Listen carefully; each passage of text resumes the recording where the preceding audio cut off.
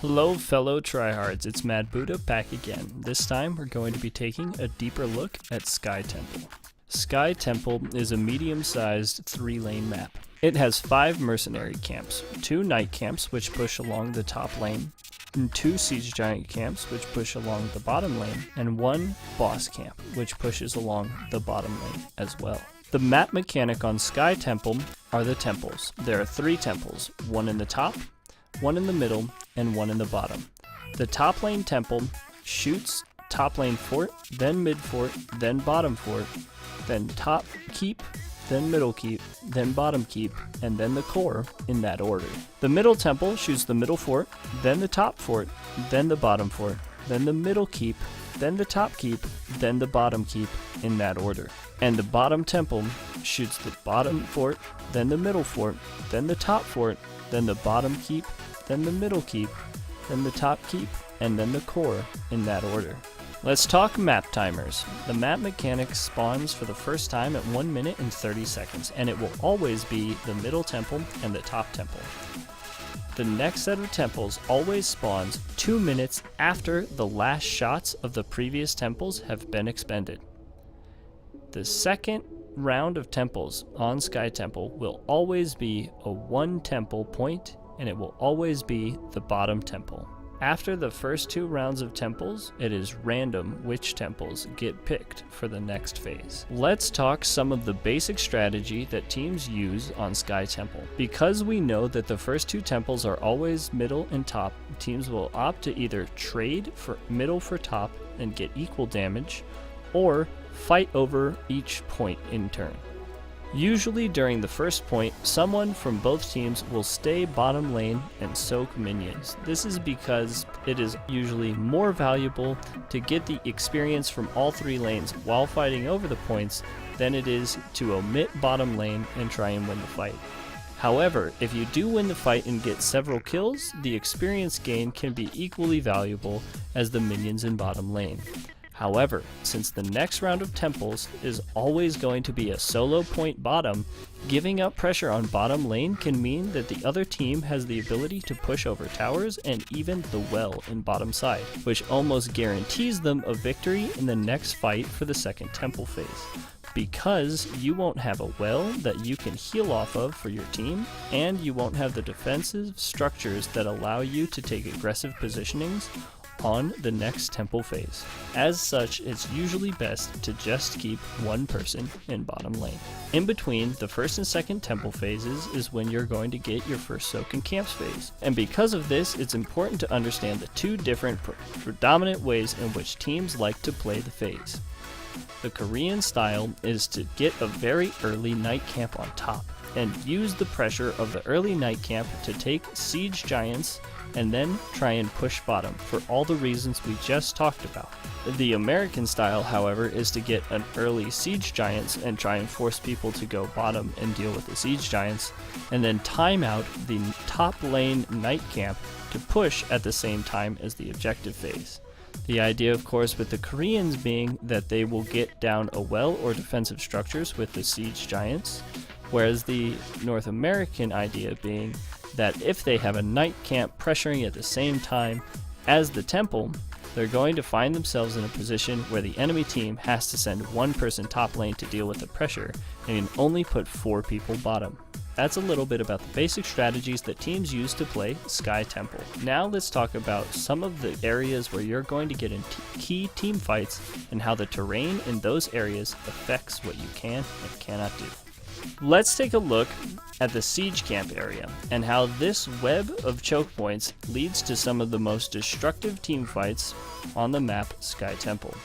Siege golems are one of the best ways to create pressure on this map. As such, not letting a team get siege giant pressure during the map mechanic phase is extremely important, and teams will often invade to stop enemy teams from getting this advantage. Let's first take a look at some of the bush placements and how they are effectively used to invade or counter invades from enemy teams. Firstly, if you're the defensive team, you are going to want to make sure that you have 1 person in this bush. This bush allows you vision of an approaching enemy team and thwarts the invade outright, because you will be able to get into a position to receive the enemy team and crush them. If you are the assailing team, you're going to want to make sure to check these 2 bushes with spells before pressing in. Note that if you don't check with spells, the lack of vision can result in an easy 5-man mosh pit or some other form of scary engage from the enemy team.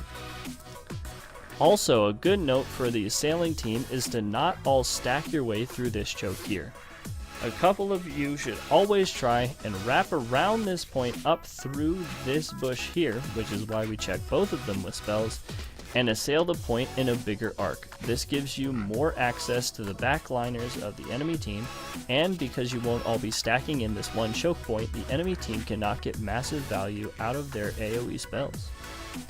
Once you've pushed past this area, you're going to find yourselves in the most open space that this has to offer, a little oblong shape here.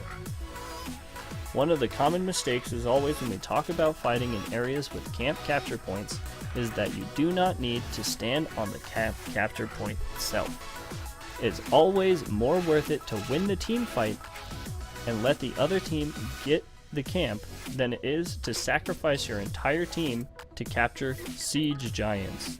This isn't a game-winning 30-minute boss, it's a couple of golems. It's okay to keep a nice tight formation and win the team fight first. If you win the team fight, it'll be very easy to clean up opposing camps afterwards. That being said, if you do think that you can win the point, know that pushing down onto this point as the invading team is still giving the enemy team access to this back bush here for them to set up one final pick out of, or to use to their visual advantage. Because it takes so long for an attacking team to push in all the way to this bush is the safest place that any one backline carry can find themselves while defending this siege giant point. Note that if you are the defending team and your middle fort is still up, it gives you an extra leeway of security, knowing that the enemy team likely will not be able to chase you under fort even if the fight goes bad. Therefore, because this choke is also the widest, you should try and retreat upwards if you are the defending team on this side. And of course, everything we have talked about here is mirrored for the siege giant camp on the other side as well. Next, let's talk about one of the most legendary throw pits in all of Heroes of the Storm, the boss point.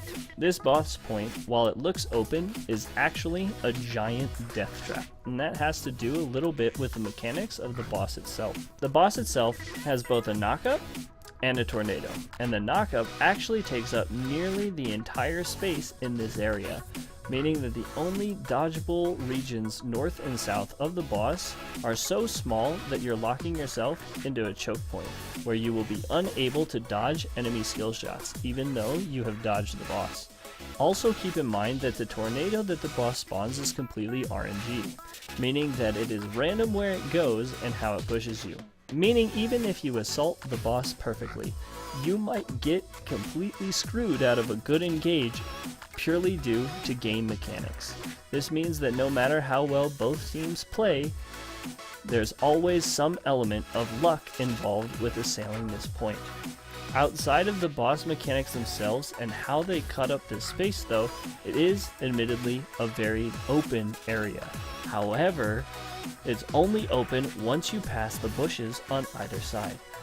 This means that teams can actually use this to their advantage. You can pull the boss a few inches off center in either direction to accomplish different tactical advantages. For example, let's say you are up a talent level and you're trying to use the boss to force the other team at you, because it's 5v5 already. This is usually where teams will think, we shouldn't do boss because we're up a talent, and if we do boss, we're just throwing our advantage by pincering ourselves in. However, if you pull boss over to the aggressive side, you can do boss while simultaneously holding the aggressive side bushes. This will give you vision of any attempt that the enemy team makes of stealing the boss away from you and trying to use it to their advantage despite the fact that they are down a talent. Essentially, you're using boss to force an advantageous fight for your team without actually attempting to get the boss itself. This is a very powerful tactic that teams frequently do not use, even at the highest levels of play. That's because anytime you do something like this, there's always a risk to it. Of course, the inverse of this is to pull boss to the defensive side. This means that the enemy team will be clearly visible walking across this giant open space to you while you do boss. The downside is, of course, that you are giving the enemy team clear and free access to the boss cap point. I only recommend doing a defensive boss pull when you use large AoE combo spells. For example, even if the enemy team stacks up to try and cap the boss point, if you have Jaina's Ring of Frost or an ETC Mosh Pit, you're going to find yourselves having an easy time of cleaning up the fight after you finish the boss, despite the fact that you've let the other team into an advantageous capping position. That's been a deeper look at Sky Temple. This video was of course brought to you by Nihilism Gaming. Check them out at nihilismgaming.com, where they offer Heroes of the Storm coaching lessons.